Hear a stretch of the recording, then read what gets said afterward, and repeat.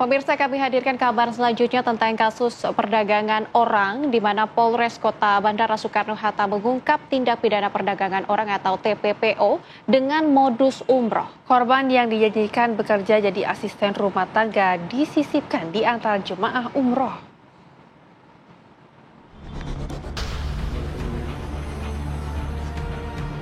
Satuan Reserse Kriminal Polresta Bandara Soekarno-Hatta menggerebek sebuah perusahaan travel dan umroh yang memberangkatkan sejumlah orang dengan menyelundupkan mereka di antara jemaah umroh.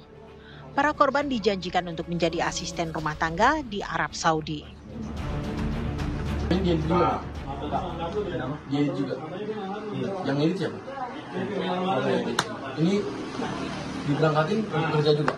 Dek, ada lagi karyawan di atas. Jadi mereka Kalian tahu? karena apa itu Jamaah ada jamaah. nama sendiri kan gitu bang. Jadi dari nah kalau sebenarnya kalau untuk urusan kerja saya tuh nggak tahu. Ya kan, saya tuh nggak tahu kalau untuk urusan kerja. Cuma intinya ketika Sekarang nih bang, bilang nggak tahu ya.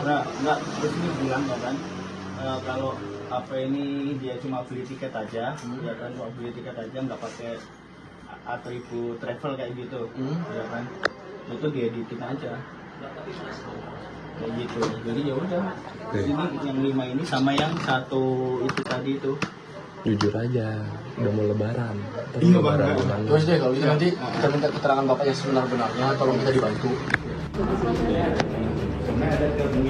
Polisi juga menggerebek sebuah perusahaan PJTKI yang terkait dengan dugaan tindak pidana penjualan orang ini. Berapa orang lagi di sana pak? Berarti sebagian udah berangkat tuh. Saya tadi kita dapat. Nah juga. Kita dapat informasi kan 4 orang masih tinggal di sana pas berangkat. Nah juga maksudnya satu itu kan tamu. Satu tamu.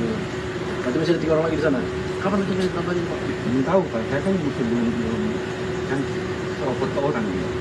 Oh bapak kok ke orang? Oh yowes kalau gitu kita cek sana dulu pak ya. Oh, kan? Biasa kasih masuk ke panca, biasa saya join ke panca. Oh iya, sekalian HP-nya saya amankan dulu pak. Dari penggerbekan ini, total polisi menangkap 7 tersangka untuk kasus TPPO dengan modus penyelundupan korban di antara jemaah umroh. Dari 7 tersangka, 3 adalah perempuan dan 4 pria dengan berbagai peran. Peran mereka diantaranya adalah mengiming-imingi korban dengan gaji besar hingga mengantar korban ke bandara. Hasil keterangan sementara dan kemudian berdasarkan bukti-bukti yang kita sudah peroleh, bahwasanya tersangka ini sudah memberangkatkan sebanyak 4 orang korban. Dan aksinya sudah dilakukan dari tahun 2024 akhir.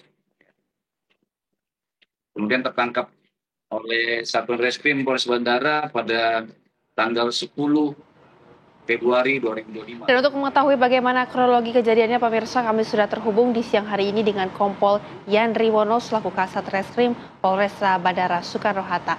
Pak Yandri, selamat siang. Ini bagaimana polisi bisa membongkar kasus ini? Silakan. Selamat siang Mbak Nadila dan Mbak Rehana. Dapat disampaikan bahwasannya Satuan Reskrim Polresta Bandara Suta pada bulan Februari 2025 bersama juga dengan rekan-rekan dari Imigrasi dan BP3MI Provinsi Banten, kita telah berhasil melakukan pencegahan terhadap 127 pekerja migran yang kemudian akan berangkat ke luar negeri.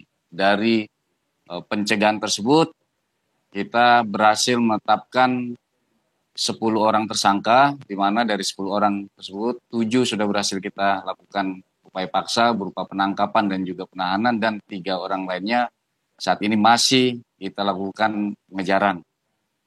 Dari 7 tersangka yang sudah kita tangkap dan tahan, ada 3 tersangka yang kemudian menggunakan modus baru, yaitu korban yang akan diberangkatkan ke luar negeri digabungkan dengan jemaah yang akan melaksanakan umroh.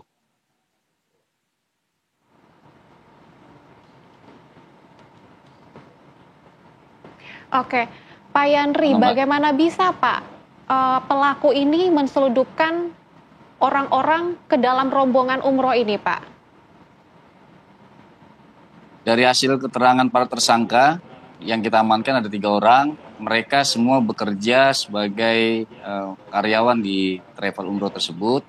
Kemudian korban yang mereka sisipkan di antar jemaah, mereka berikan semua atribut selayaknya seorang yang kemudian akan berangkat umroh, seperti misalnya pakaian, kemudian ID card Siskopatu, kemudian buku kuning dan juga visa, yang kemudian saat ini masih dilakukan pendalaman bagaimana dan caranya mereka dapatkan dan palsukan.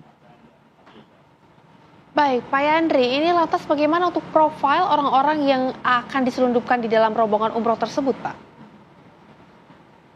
Ya Mbak, putus-putus Mbak. Iya, baik. Untuk profil orang-orang yang akan diselundupkan dalam rombongan umroh tersebut, ini seperti apa Pak background-nya?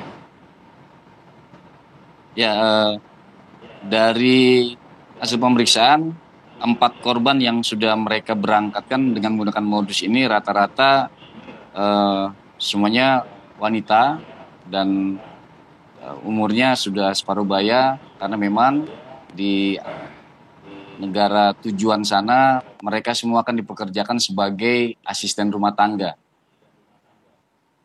Oke, Pak Yandri, apakah ini sudah beberapa kali terjadi namun baru kali ini terbongkar, ataukah ini memang baru pertama kali terjadi modus seperti ini, Pak? Modus menyelipkan korban di antara jemaah yang akan melaksanakan ibadah umroh baru pertama kali ini berhasil kita ungkap.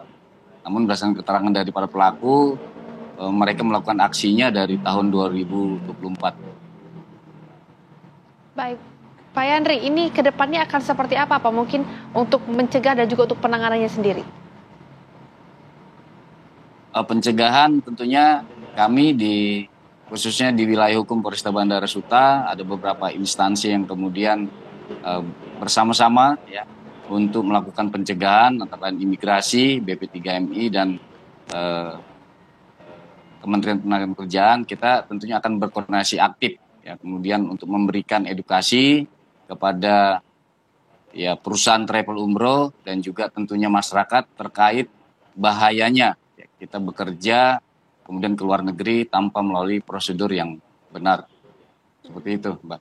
Baik Pak Yandri, terima kasih banyak sudah berkenan untuk terhubung bersama kami. Selamat beraktivitas kembali, Pak. Terima kasih Mbak Nabila dan Mbak Rehana.